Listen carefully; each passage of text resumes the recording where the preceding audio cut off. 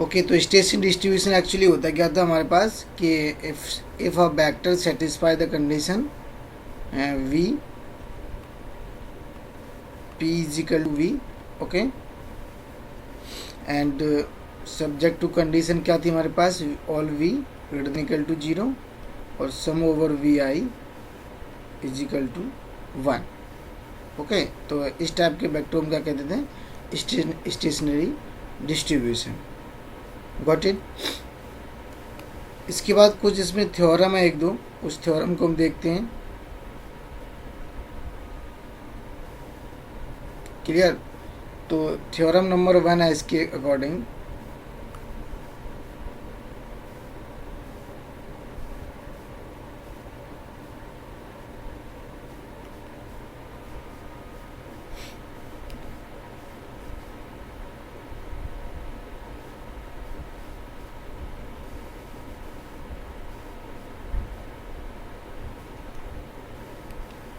if state j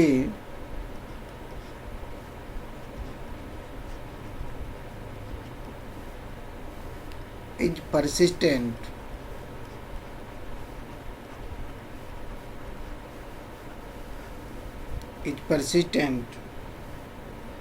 then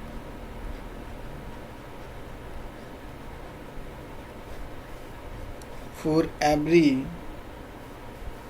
state k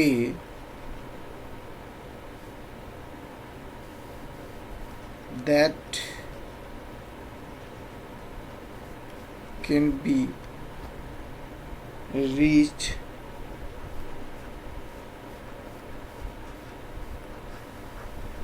from state j such that f jk is equal to 1।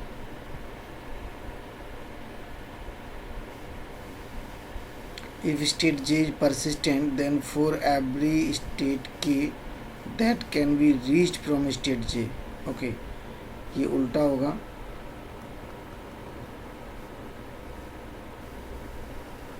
क्योंकि j से हम k पे जा रहे हैं, तो k j is equal to 1।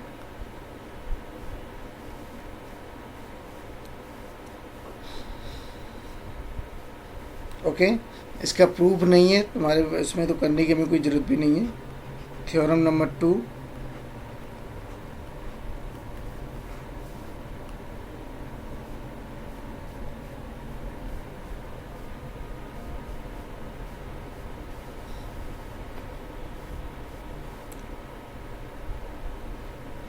Okay, तो थ्योरम 2 क्या कहता है, it's also known as the ergodic theorem. मैं लिख देता हूँ,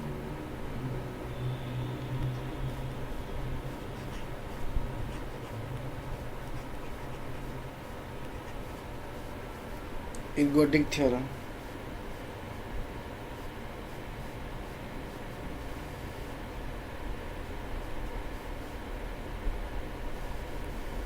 for finite irreducible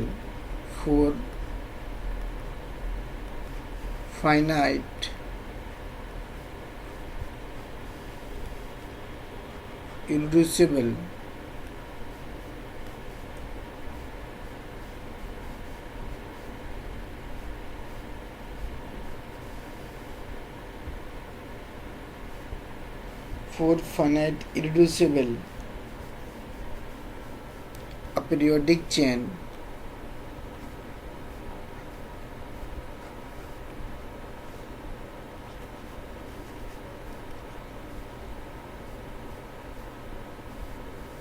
with TPMP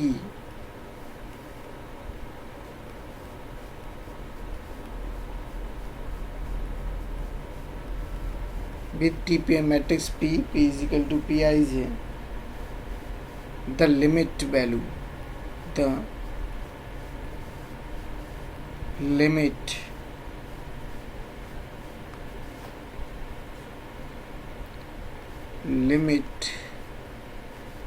and goes to infinite Pjkn is equal to Vj।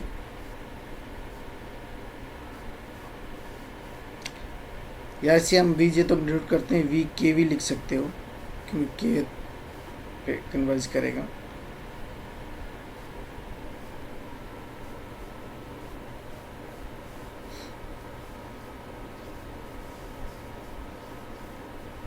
Okay, इसे डाल देते हैं equation number 1। Exist and independent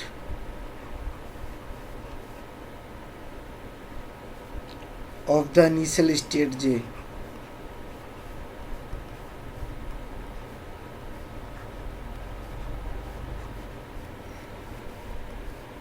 of the initial state J। Okay, अब ये V के लिमिट, एक्चुअली V के है क्या, V के is nothing, it's a stationary distribution of probability point state corresponding state के, यानी एक पॉइंट के करस्पॉन्डिंग प्रोबेबिलिटी वी की क्या होता था। अगर आप लिखना चाहोगे तो V J is equal to V1 V2, यहाँ पे कहीं ना कहीं वी के आ रहा होगा ना, ओके, क्योंकि ये वेक्टर होता था 1 × n का, उसमें वी के पे कन्वर्ज कर जाएगा। मैं इसका आगे भी बताऊंगा क्योंकि it's application of stationary distribution. तो जस्ट अभी इस थ्योरम का मैं बताऊंगा कैसे हो रहा है, ओके। तो अभी लिख लो, उसके बाद हम इस पर एक एग्जाम्पल भी करेंगे तो वहाँ से ज़्यादा क्लियर हो जाएगा। तो द लिमिट वैल्यू लिख सकते हो, the limit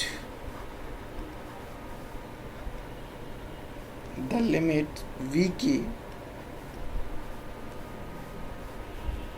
are such that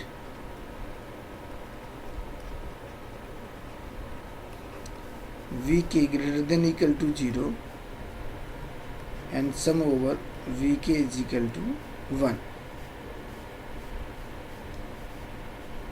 okay,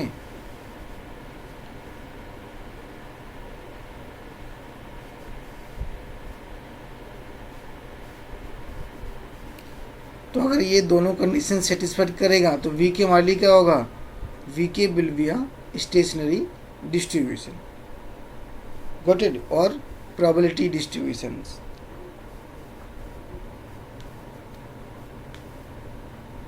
clear. तो प्रोबेबिलिटी डिस्ट्रीब्यूशन और स्टेट डिस्ट्रीब्यूशन डेफिनेशन क्या होती है, if V K is equal to, sorry, if V K equal to sum over J, okay, V J and P J K, comma sum over V के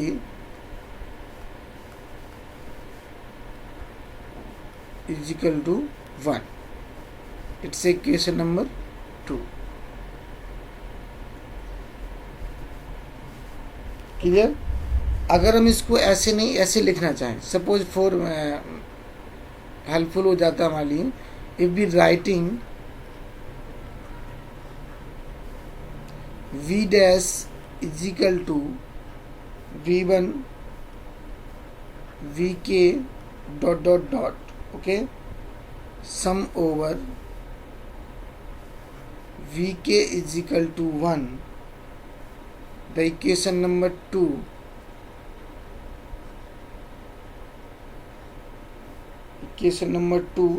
may also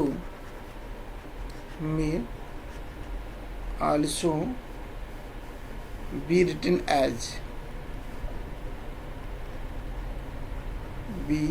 written as V dash P is equal to V dash।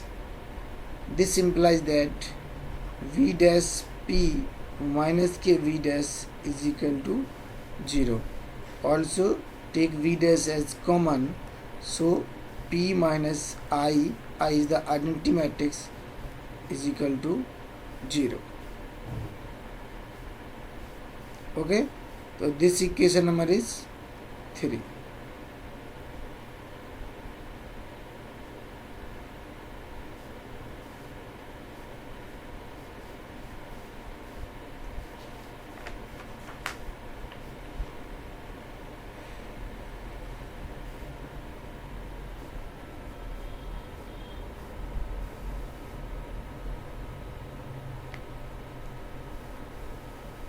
Clearly. अब इस we dash का role क्या है वो मैं भी आगे बताऊंगा, सिर्फ अभी ये इतना मानो कि वी की क्या है और वी डैश क्या है, इसको मैं और डिटेल में भी एग्जांपल करेंगे तो और बताऊंगा, ठीक है। अब इसके बिहाफ पे ना कुछ इसके एप्लीकेशन और रिजल्ट हैं स्टेशनरी डिस्ट्रीब्यूशन के, कि एक्चुअली ऑल ओवर हम जो पढ़ना चाह रहे हैं वो कर क्या रहे हैं, ठीक है। तो 2-3 रिजल्ट हैं वो हम इसके लिख लेते हैं, उसके बाद आगे बढ़ेंगे।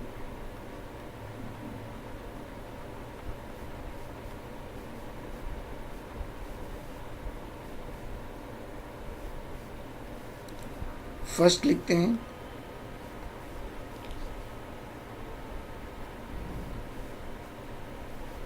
अब देखो the probability vector V dash, the probability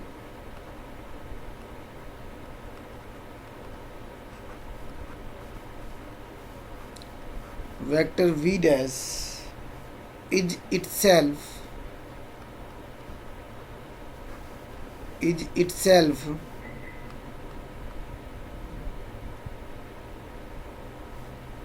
itself an eigenvector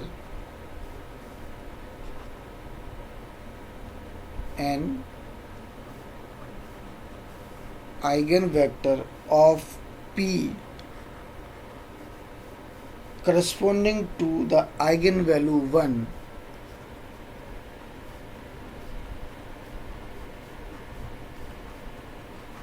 corresponding to eigenvalue 1 of P। अब देखो ये चीज़ मैं लास्ट क्लास में प्रूव करा चुका हूँ,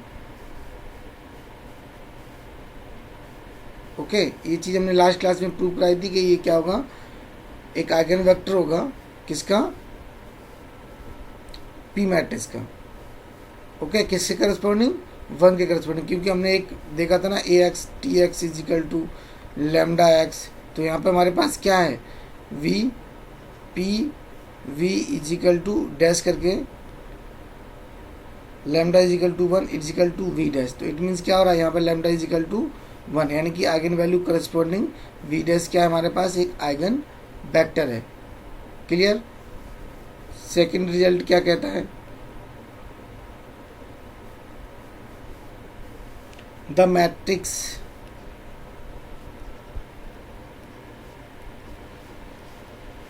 P minus I, the matrix P minus I in equation third is such that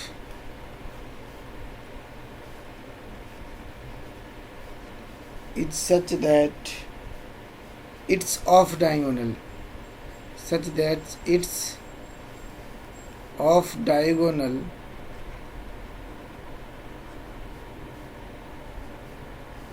elements are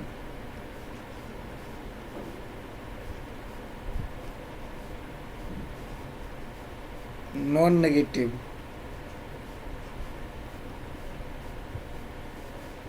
and diagonal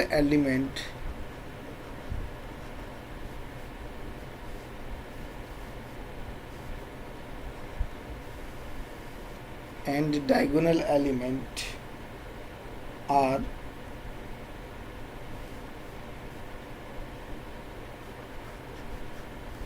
strictly negative,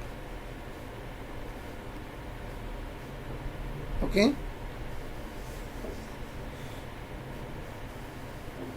अब ऐसा क्यों हो रहा है, क्योंकि देखो पी मैट्रिक्स हमारे पास क्या है, अपीरियोडिक लिए हुए हैं, finite irreducible aperiodic.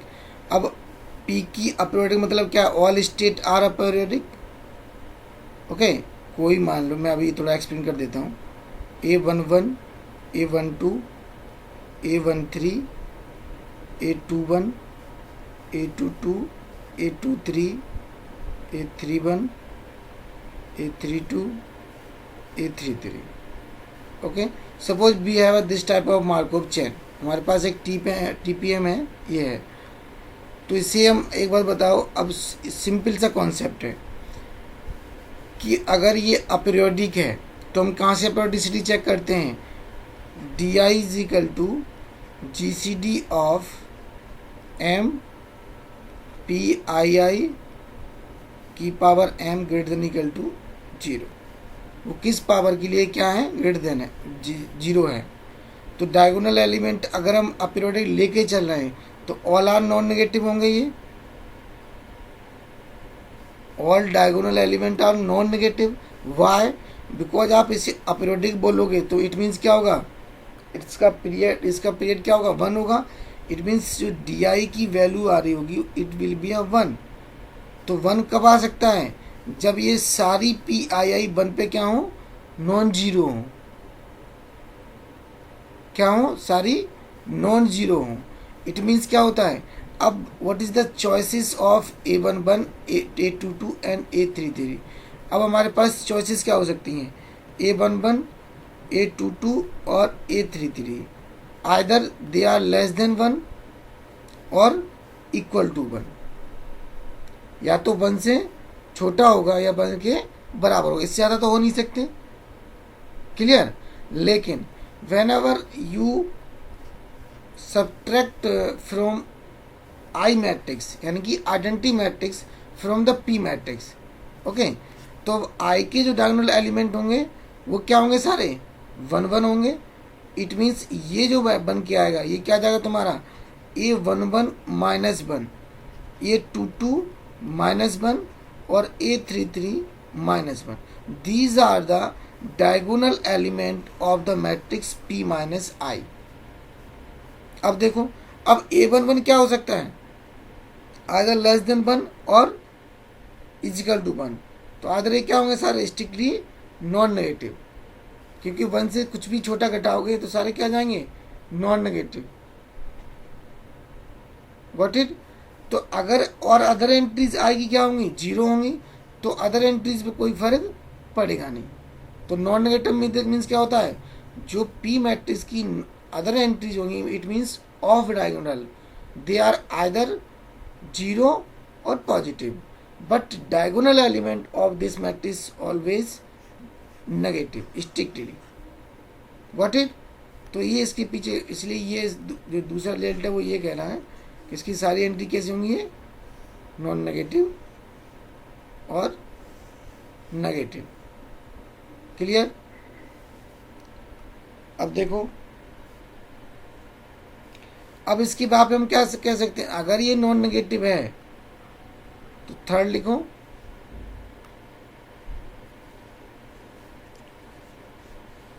From the इरिड्यूसिबिलिटी, क्योंकि चेन हमारी इरिड्यूसिबल लेके फाइनाइट इरिड्यूसिबल पी को लेके चल रहा है, तो जो रैंक पी माइनस आई की होगी, what will be the rank of P minus I is equal to M minus K 1, वेयर m is the states of matrix P। यानी आप कितने स्टेट्स की मैट्रिक्स लेके चले जाओ, या फिर कह सकते हो m is the order of a matrix P। Got it? ये से चेक करने की जरूरत भी नहीं है, आप करना चाहो तो हमेशा कर सकते हो, क्योंकि this always a singular matrix. Why? Because we know that if V is the stationary distribution, तो it satisfied always this condition. Okay, तो V dash P minus I is equal to 0, it means ये क्या होता है, always singular matrix होता है। अगर तुम लोगों ने वो पढ़ा होगा तो अलजेब्रा में ये चीज़ें पढ़ी होंगी। ठीक है? Okay, got it? And next result, fourth. अब फोर्थ तुम्हारा क्या कहता है, the row vector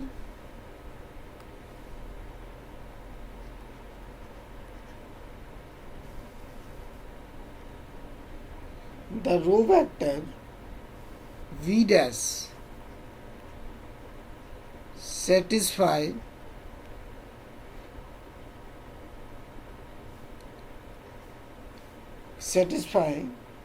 V dash P is equal to v dash, comma v dash e is equal to 1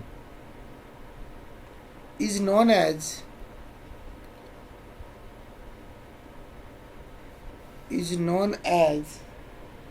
the invariant measure of P, known as the invariant measure of P। ठीक है, okay, तो ये क्या होगा, invariant होगा। Next is fifth,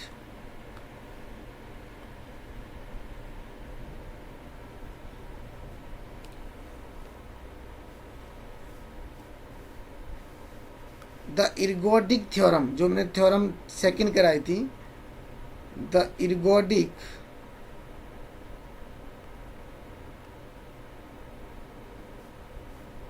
theorem may also be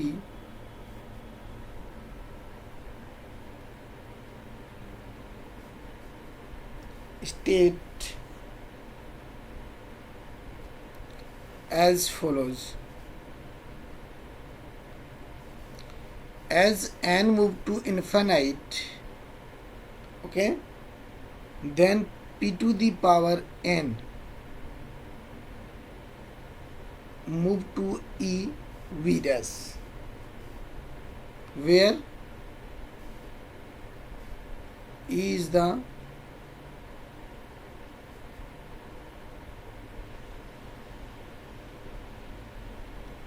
column vector with all entry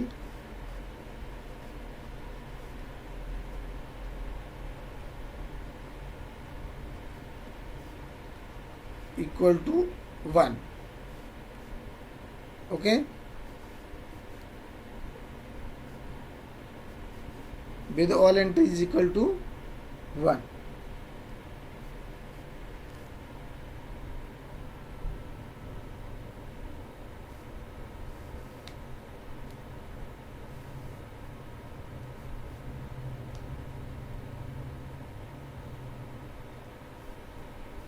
अब इसका meaning क्या हो गया कि अगर कोई भी इरेड्यूसिबल चेन है तो उसकी p to the power n probability किस में मूव कर जाएगी, e v डैश पे, where v dash is the probability distribution और e is the column vector which have all entries equal to 1।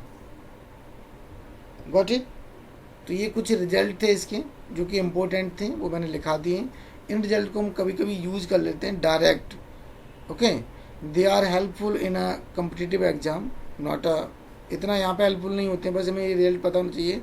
तो कभी कभी डायरेक्ट क्वेश्चन आ जाता है कम्पिटिटिव एग्जाम में, लाइक अ गेट, नेट, इन सब एग्जाम में ये क्वेश्चन पूछ लेते हैं कि कन्वर्जेंस कहाँ करें, तो वहाँ देख के हम बता पाते हैं कि कहाँ से कन्वर्जेंस आ रही है, ओके। तो इसके बाद है हमारे पास एक दो एग्जाम्पल हैं, वो एग्जाम्पल करेंगे। तो एक एग्जाम्पल लिखते हैं,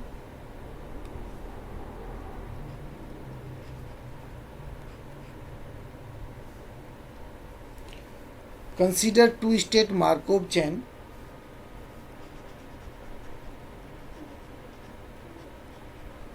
कंसीडर टू स्टेट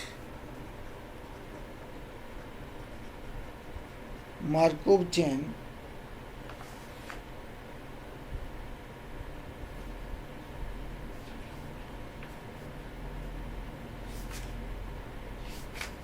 कंसीडर एक एग्जाम्पल था, okay, Markov chain with TPM P is equal to 1 minus A B 1 minus B, okay, where 0 less than A, B less than 1। got it।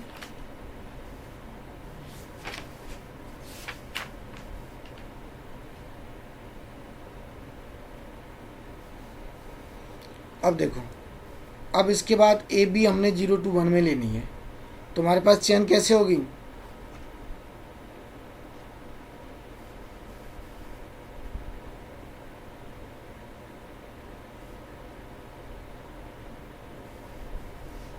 ये सब तो पढ़ चुके हो, क्योंकि देखो अगर ए 0 से 1 तो ए इट मीन्स क्या है, ए और बी लेस देन 1, तो always this entry is positive, this entry positive, all are entry as positive, got it? तो जब ऑल आर पॉजिटिव जाएंगे तो क्या जाएगा? It's a aperiodic irreducible non null chain. Okay, ये तो बताने वाली बात नहीं है। इट्स अपीरियोडिक हो जाएगी, अपीरियोडिक क्यों जाएगी? क्योंकि दोनों डायगोनल एलिमेंट ग्रेटर देन 0 हो जाएंगे। It's aperiodic, all entries are positive, तो it's chain is irreducible. Okay, आगे चेक करो तो इट्स अ नॉन नल। तो what is the value of B vector? Okay, हमें क्या फाइंड करना है? v, यानी कि स्टेशनरी डिस्ट्रीब्यूशन फाइंड करना है। तो वो क्या होगा? Got it? तो वही तरीका है सबसे अच्छा निकालने का। कौन सा? v dash p is equal to v। अब ये 2x2 है, तो क्या हो जाएगा यहाँ पे? v1 v2 1 minus a it's a b 1 minus b is equal to v1 and v2।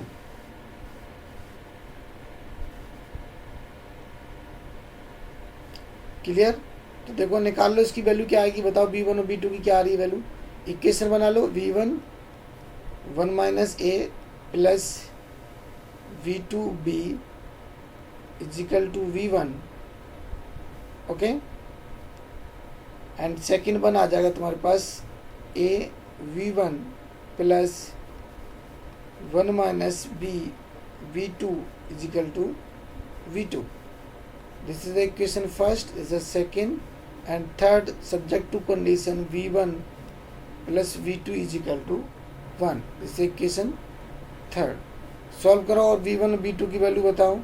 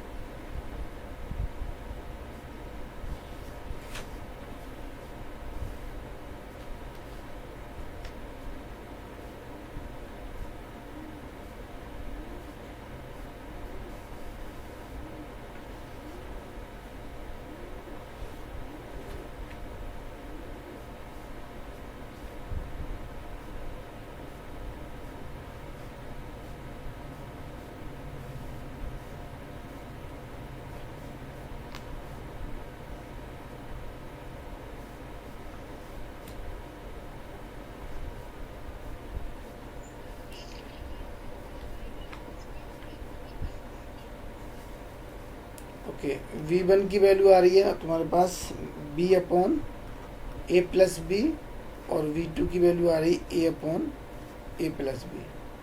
Okay, तो दिस इज द v, कह सकते हैं this is the v।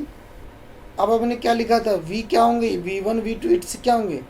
It's a limit n tend to infinity pij to the power n। Okay, आज घर पे जाके यही check करना, इसकी n पावर निकालना, फिर लिमिट लेना, देखते हैं ये आते हैं कि नहीं आते हैं। यानी कि p1 j is equal to b upon a plus B और p2 j is equal to a upon a plus B. इससे कन्वर्जेंस मिलता है हमें कि नहीं? तो ये रिजल्ट सही है, अन्यथा कुछ गड़बड़। तो ये आ जाके चेक करना, चेक कुछ नहीं करना। बुक में भी कोई एग्जांपल सॉल्व है, मुझे करेक्टली एग्जांपल नंबर याद नहीं है, वहाँ से सिर्फ इसे वेरीफाई करना है कि this example is converge to और नॉट। ओके, तो ऐसे कई एक एग्जांपल आप कर सकते हो। इसमें बुक में भी बहुत सारे एग्जांपल सॉल्व हैं तुम्हारे में, कि B1 B2 B3 कैसे निकालेंगे। मेनली पर्पज यही है कि इनकी वैल्यू फाइंड कैसे करते हैं।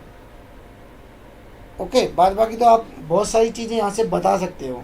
अगर आपके we know the statistic distribution, तो we find out the many results corresponding to behaviour of a chain. जैसे कि आप अगर स्टेटिस्टिक डिस्ट्रीब्यूशन है तो आप कौन सी स्टेट परसिस्टेंट होगी, कौन सी ट्रांजिएंट होगी, ये भी बता सकते हो। Got it?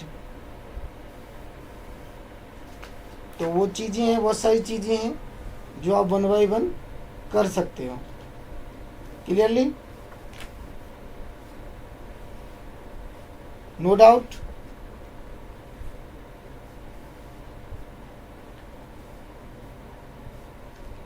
अब देखो, अब चलते हैं वो VDAS का जो एप्लीकेशन था ना, उस पर मूव करते हैं। इस पर और एग्जांपल करेंगे, कर लोगे? एक और example कराऊं?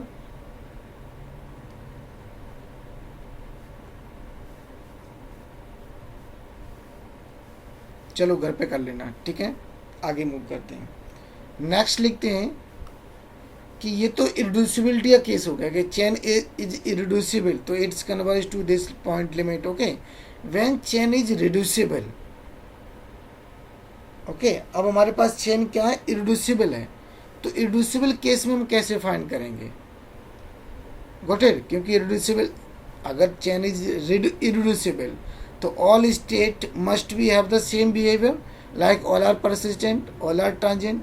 But if chain is reducible, the behavior might be change, may either are persistent or some are transient, but all are also persistent और transient. तो चेन का बिहेवियर कुछ चेंज हो जाता है। तो उस केस में इसका एप्लीकेशन क्या है वो अब देखते हैं, ठीक है ना। सपोज करो, suppose that chain is irreducible.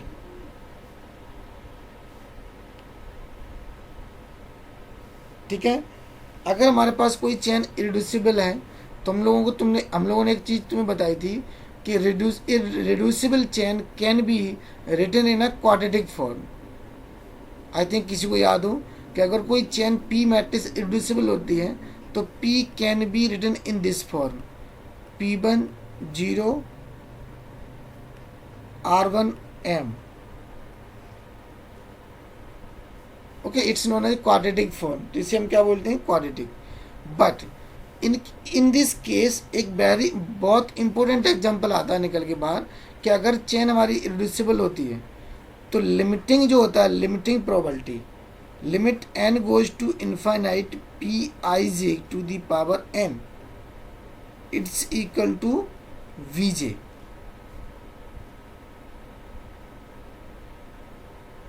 ठीक है, it means is independent of ith state, यानी कि इनिशियल स्टेट। ये तो हम जानते हैं।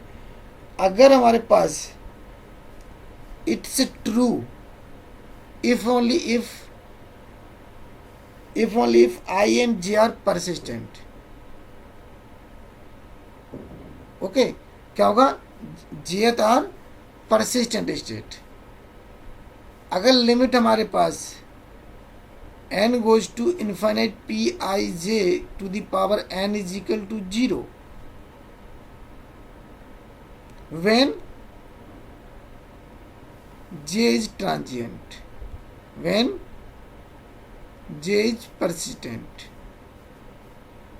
By the theorem 1, अगर J persistent है तो I should be also persistent, क्योंकि Fj के 1 जाता है, वो मैंने अभी थ्योरम लिखाया था।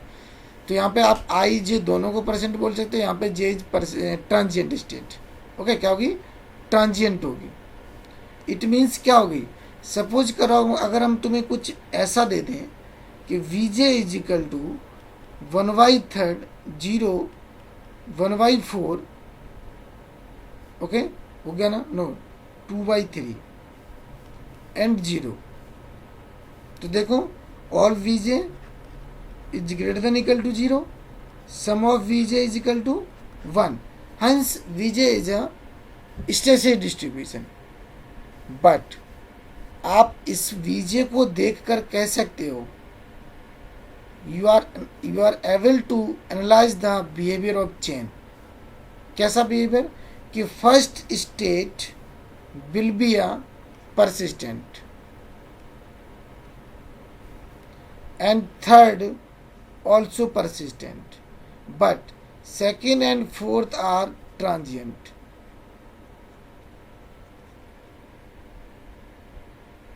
ओके क्या कह सकते हो? हमने क्यों बोला? क्योंकि अगर लिमिटिंग बिहेवियर हमारा कहाँ, क्योंकि हम we know the result V I J N limit N goes to infinite it will be equal to V J. तो ये वी जे की वैल्यू आ रही है कहीं ना कहीं. What is my point? तो अगर ये जीएथ वैल्यू वी जे की नॉन जीरो है, यानी कि खुद वी जे आ रहा है, तो चेन क्या होगी? परसेंटेंट, यानी कि वो स्टेट क्या होगी? परसिस्टेंट. अगर ये जीरो आ रही है तो that state will be a transient. तो आप एक वीजे को देख करके, यानी कि स्टेशनरी डिस्ट्रीब्यूशन को देख के आप पूरा बिहेवियर बता सकते हो. अब बताओ, चेन की दो स्टेट परसिस्टेंट हैं और दो ट्रांजिएंट हैं, क्या ये इरिड्यूसिबल होगी? रिड्यूसिबल होगी, ठीक है ना. तो आप परसिस्टेंट, आप यहाँ से ये भी कह सकते हो चेन हमारी इरिड्यूसिबल है, रिड्यूसिबल है. यानी कि आप इतना काम ना करके सिर्फ इसकी कन्वर्जेंस प्रोबेबिलिटी निकाल लें या फिर स्टेशनरी डिस्ट्रीब्यूशन निकाल लें, वहाँ पे से भी आप जज कर सकते हो which state will be a transient और other state is persistent. Okay. अगर all are non zero, suppose करो all are non zero, 1/3, suppose करो 1/3, 2/3, ओनली टू स्टेट ट्रांजिस्टर. अब तो यहाँ पे दोनों क्या आ गई? परसिस्टेंट आ गई. तो क्या या इसके ब्याह पे आप ये कह सकते हैं चेन रिड्यूसिबल होगी?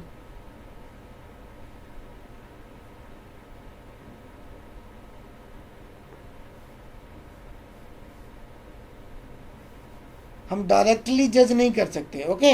ऐसा कोई डायरेक्ट रिजल्ट नहीं है कि अगर all state are persistent then chain is irreducible. What is my point? But यहाँ से हम कुछ बता सकते हैं. तो ये सब 2-3 इसके एप्लीकेशन है जो कि हम निकाल सकते हैं. अब तो एक चीज़ ये होगी कि निकाल सकते हैं, बट ये हम कह कब पा रहे हैं? जब हमारे पास स्टेशन डिस्ट्रीब्यूशन होगा. Got it? अगर हमारे पास सिंपली करो कोई चेन इरिड्यूसिबल है और इन दिस फॉर्म में लिखी गई है, तो क्या यहाँ से तुम उसकी nth प्रोबेबिलिटी निकाल सकते हो? यानी कि पी आई जे एन की वैल्यू निकाल सकते हो. वो क्या होगी? ओके. तो वो निकालने के लिए हम क्या करते हैं?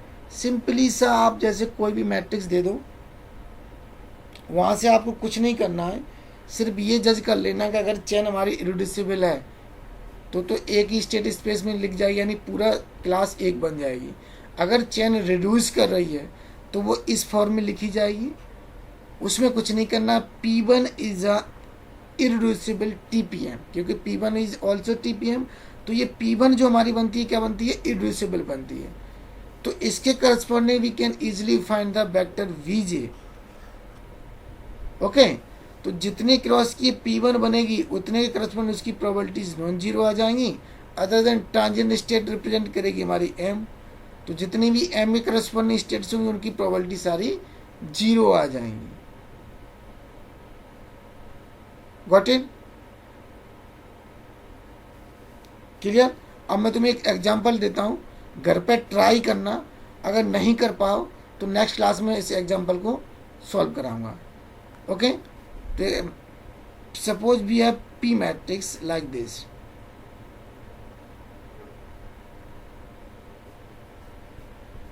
P मैट्रिक्स हमारे पास 1/2, 1/2, 0, 0, 2/3, 1/3, 0, 0. Okay. 0, 1/4, 0, 1/4, 3/4, 0. Okay. 1/2 and 1/4. It's a 4x4 matrix. Okay. अब तुम्हें क्या करना है? इसकी nth वैल्यू निकालनी है ऑल P की, यानी कि इसकी. इट मीन्स क्या होगा?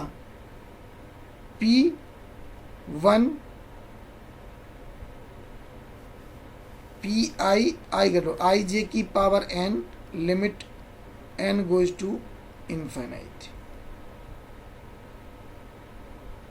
क्लियर? तो ये निकालना। अब हमने ये जाना ये किसके बराबर होता है, इट्स इक्वल टू वी जे, यानी कि इट्स इंडिपेंडेंट ऑफ आई। तो अब वी जे को अगर तुम लिखोगे तो क्या होगा, V1 V2 B3 और B4, क्योंकि it's a 4x4 matrix, sorry it's a V2 V1 V2 V3 B4। Got in my point? तो जो इसकी वैल्यूज आ जाएगी तो वो क्या क्या हो जाएगी, एक तो हमारे पास हो जाएगा limit n goes to infinite Pi1 n goes to B1, यानी कि V1 की वैल्यू क्या होगी, limit n goes to Pi2 n it's a V2, similarly Pi3 n it's a V3 and Pi4n is equal to V4। All are limit लेना सब पे, ठीक है। तो इसके करस्पॉन्ड अब तुम ये बता सकते हो, अगर तुम्हें Pi1 मिल गया तो आप ये सब प्रोबेबिलिटी बता सकते हो कि limit n goes to infinite P11 क्या होगा, P21 क्या होगा, P31 क्या होगा, P41 क्या होगा, यानी कि ये किस पे कन्वर्ज कर रहे होंगे, all are convert to V1। अब वो V1 की वैल्यू V2 V3 की वैल्यू आपको निकालनी है। तो एक तो काम वही है कि आप वही V1 से मल्टीप्लाई करो, उधर 4 इक्वेशन बनाओ। तो it's little difficult for solving 4 to 5 equation with 4 variable, थोड़ा डिफिकल्ट हो जाता है।